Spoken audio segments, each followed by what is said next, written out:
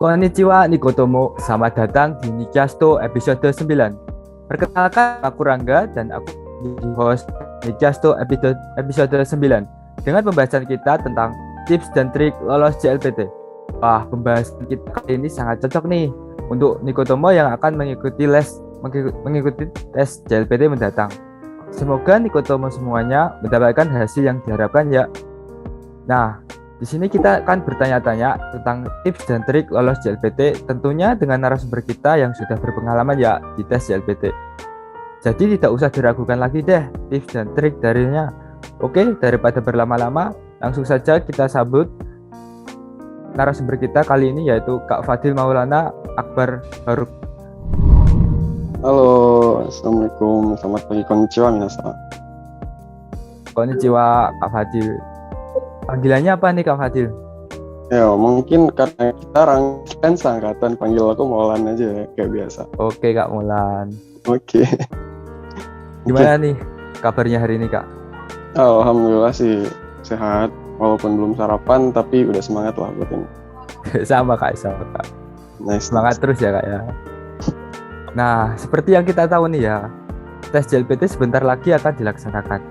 Menurut Kak Mulan sendiri, apa sih yang persiapan yang harus kita siapkan matang-matang sebelum tes JLPT dimulai?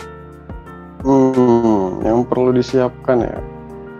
Ya paling dasarnya tuh kita ya balik ke basicnya ya. JLPT itu kan dibagi menjadi ada ujian Mojigoi kanji itu kan. Terus dibagi jadi ada Bunpo, ada Dokai, terus Chokai. Sama kayak materi kita di kuliah juga ya kan, ya anak prodi pendidikan bahasa Jepang sama mungkin sastra Jepang itu kan kita pelajari ya.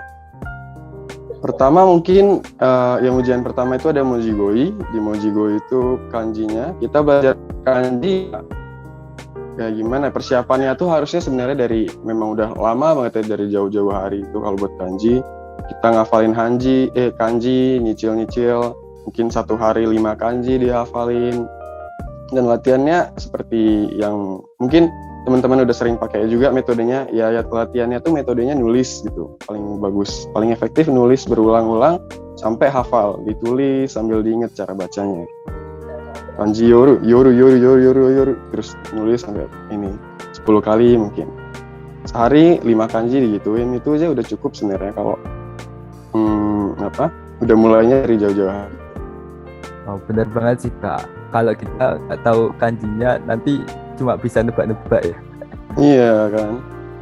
Terus kalau misalnya masuk ke Bunpo Dokainya ya itu kita belajarnya mungkin paling penting itu belajar bikin kalimat, nyoba-nyoba. Oh mungkin kita lihat referensi dari buku Minna no Nihongo nih. Wah ada Bunpo gini-gini di bab ini. Kayaknya bakal keluar di JLPT N5 pada tahun ini.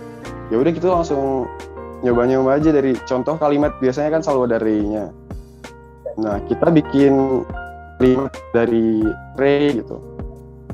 Cuman kita ubah objeknya, subjeknya, kita ubah predikat yang dilakukan oleh karakter dalam membuat kalimat. Itu sih yang paling penting buat Bunpo.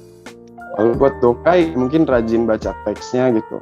Baca teks banyak-banyak, di referensi banyak, ada buku Minna no Nihongo, ada Somatome, ada macam-macam lagi di internet juga bisa dicari di mana-mana. Bagus sekali ya Kak ya. Yang penting kita itu ya harus belajar ya Kak. Apalagi hoki, Bunpo dan Dokai. Lalu apa sih Kak motivasi mengikuti tes JLPT itu? Ya, itu tergantung orang ya kan. Kalau aku dulu dulu tuh ceritanya aku nggak ada kaitannya sama sekali sama Jepang tuh. Cuman ya dari kecil nonton anime doang gitu kan. Cuman nggak ada niat apapun dengan bahasa Jepang, nggak ada sama sekali dulu. Itu awalnya aku pengen jadi TNI kan.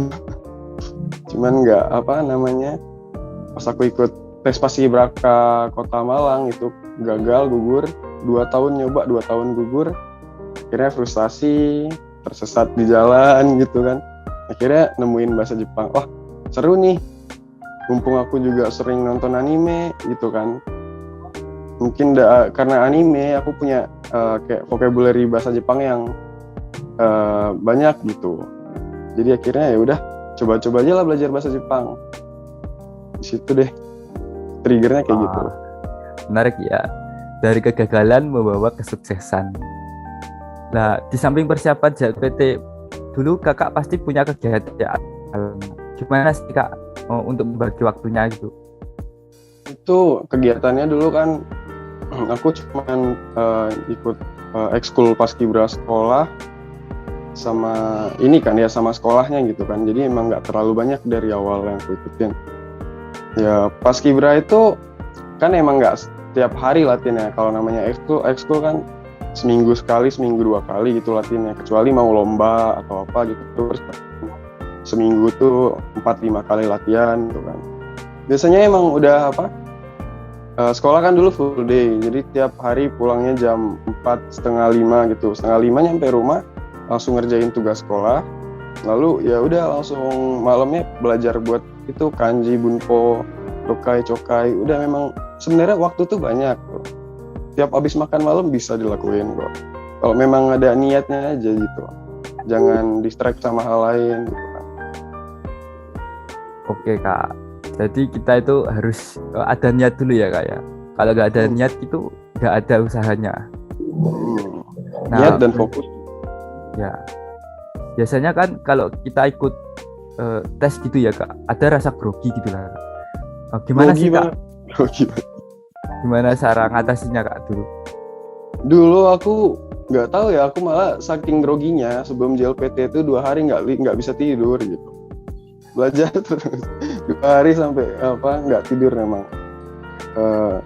Dan itu memang nggak bakal berhenti groginya sampai emang udah nyentuh kertas soal itu. Pas udah nyentuh kertas soal, fokus jawabin soal, baru hilang groginya. Karena ada ganti fokus ke sesuatu gitu kan, bisa fokus.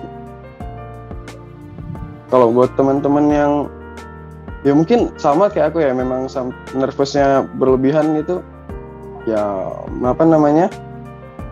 cara mengalihkannya ya tetap belajar aja di situ, walaupun udah capek, gimana lagi kalau nggak hilang gitu kan anxiety-nya dan macam-macamnya. Dibawa belajar lagi aja kalau gitu, ulang baca lagi semua bunpo-bunponya, kanji-kanjinya dihafalin lagi.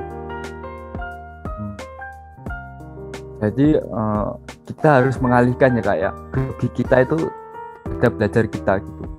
Iya benar. Kita itu lebih yakin dengan pengetahuan kita gitu, dari kita groginya hilang.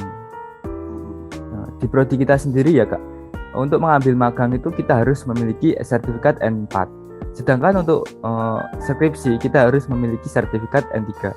Nah menurut Kak Mulan nih, kita alangkah baiknya langsung ambil N3 atau dari awal dulu N5 atau N4 gitu kak? Kalau kita, karena kebetulan ini kan kita anak penjep ya, kita diajarin yang dari buku Minano Nihongo itu bertahap. Ada kanji, bunpo-bunponya bertahap dari yang bunpo N5 sampai ke N4 sampai ke N3, banyaknya gitu kan, yang berurutan. Kalau teman-teman ya memang pengen bertahap, ya ikutin aja dari awal, N5 dulu, N4 dulu, berlompat. Atau emang kalau teman-teman keburu nih misalnya, mau ngejar beasiswa ini tahun depan, beasiswanya ada ada syarat harus punya N3, ya udah di situ mau nggak mau paksa diri sendiri untuk ikut N3, jangan nggak usah bertahap, nggak apa-apa gitu. Di situ fokus aja langsung ke yang memang pengen dikejar gitu. Oke kak, jadi kita harus fokus pada tujuan kita ya kak ya.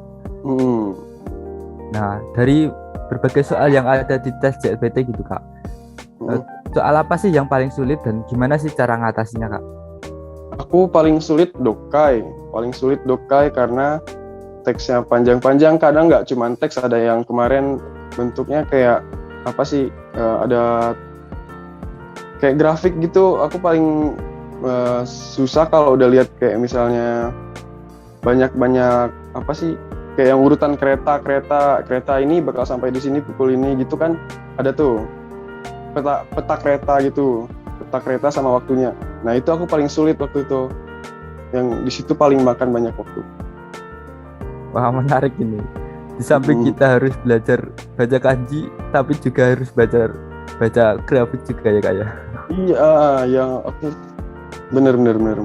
Yang kayak chart-chart grafik-grafik gitu kadang muncul juga dan itu sulit menurut aku. Nah, setelah tes JLPT pasti kita butuh refreshing ya kak ya. Ada saran nggak nih kak untuk refreshing kak? Nah di sini lucunya nih Bang Rangga. Dulu aku habis JLPT, nah aku kan JLPT 2019 Desember. Habis JLPT langsung dilanjut ini tryout sama ujian praktek. Jadi waktu itu benar-benar nggak ada yang namanya refreshing kan. Mentok aku cuman tidur di situ waktu itu. Malah refreshingnya waktu udah lulus SMA dan itu udah corona jadi ya refreshingnya cuman bisa di rumah gitu kan, nonton anime, nonton mungkin drama, terus lakuin hobi di rumah gitu. Tidak terasa kak, kita sudah di penghujung acara. Gimana nih Niko Towo, tips dan triknya dari Kak Molan nih? Semoga tips dan triknya dari Kak Molan semoga bermanfaat ya untuk Niko Towo semuanya.